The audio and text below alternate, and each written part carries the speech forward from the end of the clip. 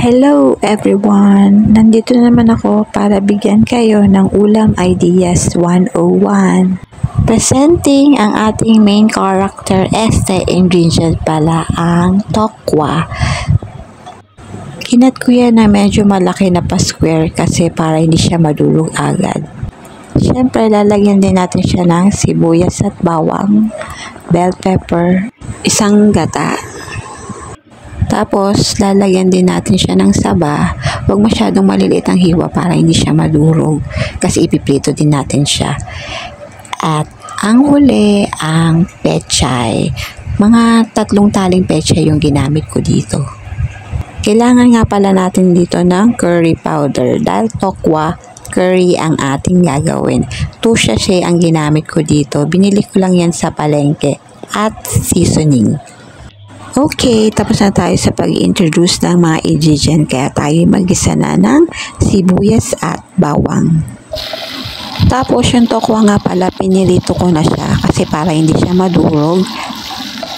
Pagkatapos igisa ang sibuyas at bawang, ilagay na natin ang saba.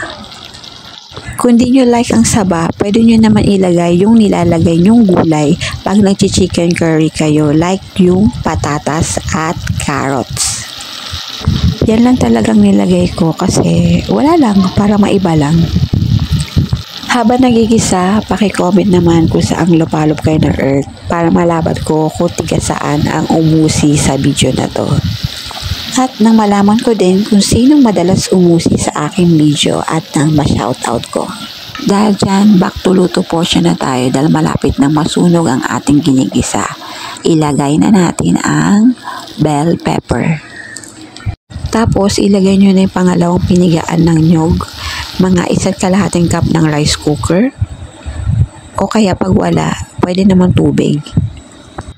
Pag kumulo na siya, ilagay nyo na yung curry powder at seasoning. Haluin, tikman, pag okay na ang lasa, pwede nyo nang ilagay ang fried tokwa. Kailangan talaga siyang ipito para hindi siya basta-basta madurog. Katulad na puso mo nung sinaktan ka ng jowa mo. Char! Walang ganyan!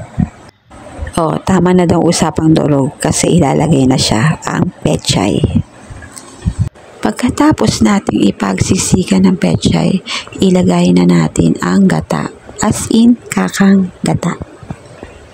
Takpan hanggang sa maluto ang pechay at PS, hinaan ang apoy dahil ang tokwa malakas sumipsip yan. Parang katulad ng kakilala mo. Char! Charot lang yun. Kasi para hindi siya maubusan ng sabaw dahil yung tokwa sisipsipin lang niya kasi yung sabaw pag malakas ang apoy.